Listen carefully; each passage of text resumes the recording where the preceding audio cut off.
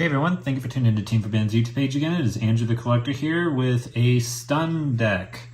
Now, as a lot of you probably know, stun has been on the rise recently because Snake Eyes and Fire Kings have a really hard time fighting against them.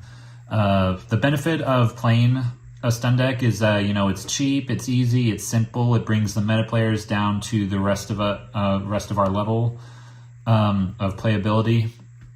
The only con is that it is very susceptible to the side decks of spot removal, back row removal, and all that stuff. Because right now, currently, a lot of the Snake Eyes and Fire Kings and a lot of the main meta decks in general don't have outs in their main deck against your backboard. So that's one of the biggest pros to this deck. But I just like stun overall. It is consistently one of my favorite play styles in this game. And I've said before, a lot of people say, like, why are you playing stun? It's so toxic, it's cancerous. But at the same time, I'm saying, like, it's the same thing with, the top meta decks. As soon as they start, coming down to a more reasonable level, I'll stop playing stun. But until then, let's just go ahead and get right into it. So we're going to start out with the main man himself. It's going to be 3 Fossil Dyna. I have no idea how to say this guy's last name, so I'm just going to call him Fossil Dyna. It's very simple. Neither player can special summon while it's on the field. Quick, simple, to the point. I love it, and he's the main staple of the deck. The second main one is going to be Jowgen the Spiritualist. This guy has been making a lot of resurgence, especially with Fire Kings, because his effect is the same as Fossil Dyna, except he has a second effect to where once per turn, you can discard a random card from your hand to destroy all special summon monsters on the field. This card single-handedly breaks a Fire King board, because you summon this, activate its effect to blow up their stuff. Sure, some of their destruction effects can either send to the graveyard or add to their hand, but the ones that special summon from the deck, you can't do that. So it easily breaks a Fire King board. And as long as you have protection, your opponent's not doing anything. And 2 Barrier Statue of the Torrent. I've actually been seeing this guy in a lot of top cut stun decks, mainly because water is the least represented attribute in the current format. The best one would be Marincess, and maybe the occasional Rogue Shark or Mermail Atlantean build. But other than that, there aren't any water decks that you have to really worry about.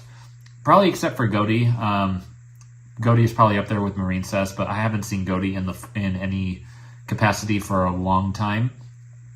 So even then, this is you don't want to run the fire one, obviously, where we are in a fire format. Earth is probably the second best, and the dark and light one are obviously no-goes, because dark and light are some of the most represented attributes in any format. And obviously you can't do the wind one because it's banned, unfortunately. Bring the wind barrier statue back. And then 2 of the Dogmatica Ecclesia. Really good. It searches out your best back row, which is your Dogmatica Punishment. And it is also a spellcaster like Jowgen, which is really good when we get into the side deck. And for the final monsters, which is also the Hand Trap, 3 Dimension Shifter. I love this card. I've said for years that if you can run this card in your main deck, you absolutely should, and which this deck you can. Now off into the spells. The best spell in the entire deck by far is Decisive Battle of Gorgonda. This card does have a lot of text on it, but the only one that you really need to pay attention to is the one that once per turn per copy, if a card or cards you control be destroyed by battle or by card effects, you can send a fusion monster that mentions Fallen of Albez from your extra deck to your graveyard, and to protect its destruction. That is not an ignition effect; it is a continuous effect, so they can't negate it unless they have some way to have negate all your face-up cards on the field. Otherwise, your stuff is going to be protected from battle, from heavy Harpy's Feather Duster, Lightning Storm, and all that stuff. So yeah, you definitely want to run 3 of these, and apparently it's pretty hard to find.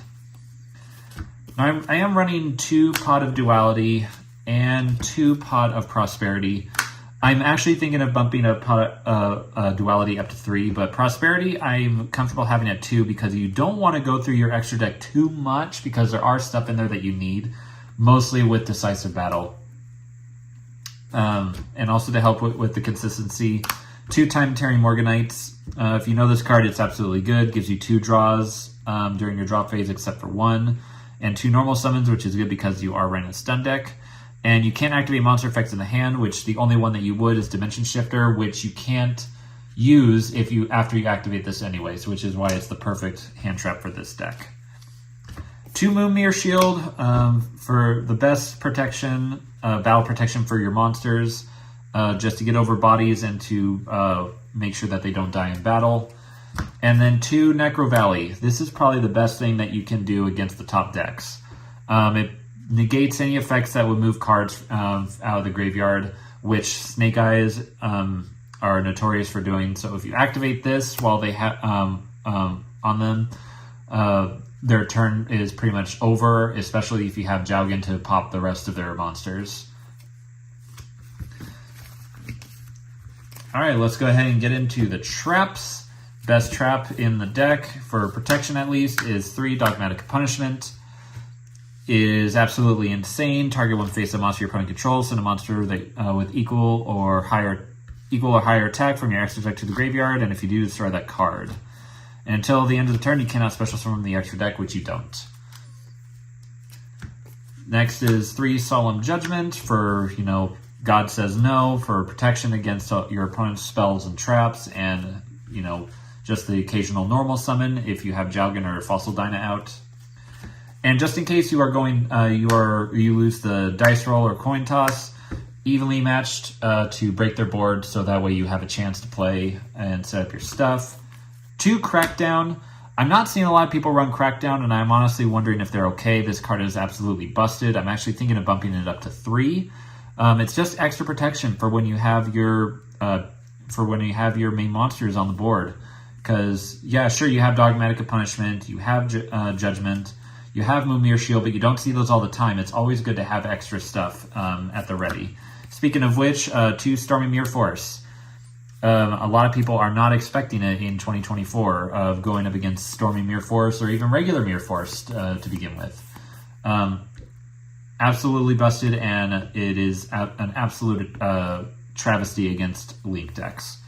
And then for the final card in our main deck is 2 Summon Limit.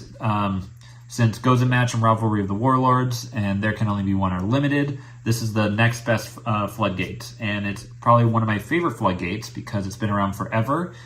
And it, like Fossil Dyna and Jowgen, let's say that you have those and this card face down. If they imperm or negate your monster's effects and they start trying to do their combos, you flip this and halt their turn, and hopefully your Jowgen or Fossil Dyna survive till the next turn and lock them out again. Now into the extra deck. The extra deck is going to be a little bit weird, but let's go ahead and get into the absolute necessities for any build. I'm having 3 Titaniclad and 3 Mirror Jade for the Decisive Battle. Titaniclad is the best one because when it's at the end of the turn, if this card is sent to the graveyard, you can special summon or add Ecclesia from your deck to your hand, which in turn also will get you your punishments. So he's the best one. He's the second best, mainly because he's the cheapest with the highest attack in case you need him for Dogmatic Punishment. And we also have Cyframe Omega and Tri-Brigade Armor. I don't know how to pronounce this guy's name. Mainly for the Dogmatic Punishments, because you can recycle this plus as well as another card. And the Tri-Brigade because you send this to pop a high power monster and you use it to send your Garura, which is another Dogmatic Punishment target, to draw an additional card. And then 2 Elder Entity and Tis to have an additional pop when you send it off of punishment. But if you don't want to pop something right away, you can always send Fossil Warrior Skull Knight. So yeah, these are the absolute necessities. Cyframe Lord Omega is a little bit optional, depends. It's a definite must-have if you have sorry, I blanked on there for a moment. Ultimate Slayer is where this guy becomes necessary. These ones are the ones that you absolutely need in the deck, but ones where it can get a little optional is having super poly targets if you are going second. I have the Predaplant, I have the Gearfried, and we have the Garura. This is supposed to be Mud Dragon, but I can't find my Mud Dragons for some reason. I know I have them somewhere, but until then, just treat this as Mud Dragon.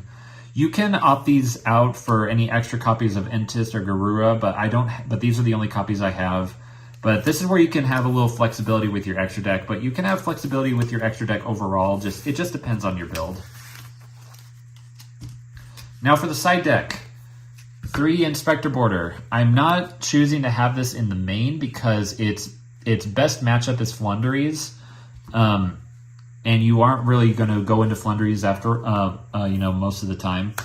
But I am having this in the side deck mainly because even though this card's high attack is high and its effect is great, they can still special summon and get into their extra deck monsters and where they can activate effects and possibly get over this. That's where I've been having the most trouble with this card. But I still love it, and I am not going to take it out of my deck or even side deck, unless it gets hit on the ban list, which hopefully it doesn't, knock on wood. Now for this best side deck card that I have is Gravekeeper's Inscription. I've actually been thinking about putting this in the main deck. Especially in this current format with Snake Eyes and Fire Kings and a lot of graveyard manipulation. Basically, you activate this, and it's like Necro Valley is on the field for 2 turns. It's absolutely insane, and I need to get a 3rd copy, absolutely.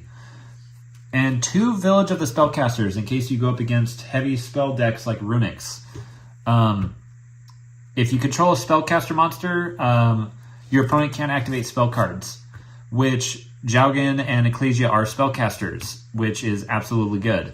So if you have Jowgen on the field and this, they can't special summon and they can't activate spell cards. It's an absolute amazing lock.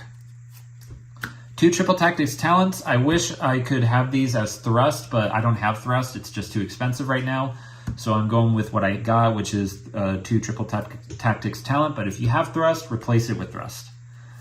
2 Regeki, because it's Regeki, more board removal. Especially if you have Jowgen and Fossil Dyna to just clear their boards. 2 Super Poly for our Super Poly targets. And the best Floodgate under Summon Limit is Grave of the Super Ancient Organism. Level 6 or higher special summon monsters on the field cannot declare an attack nor activate their effects. This is a main killer against Synchro Heavy decks and Kashtira. Absolutely shuts those decks down, and it's absolutely amazing. It's not great all the time, which is why I have it in the side deck and why I have Summon Limit in the main, because Summon Limit works almost 100% of the time, which this works maybe 70 to 60% of the time. Anyway, that is my updated stun deck. Thank you guys so much for watching. If you want to see any updated decks for future builds or formats, please let us know in the comment section down below. Like, comment, subscribe, hit that bell down below for notifications. And if you want to help keep the channel going, consider joining our YouTube channel membership. And until then, we will catch you guys in the next one.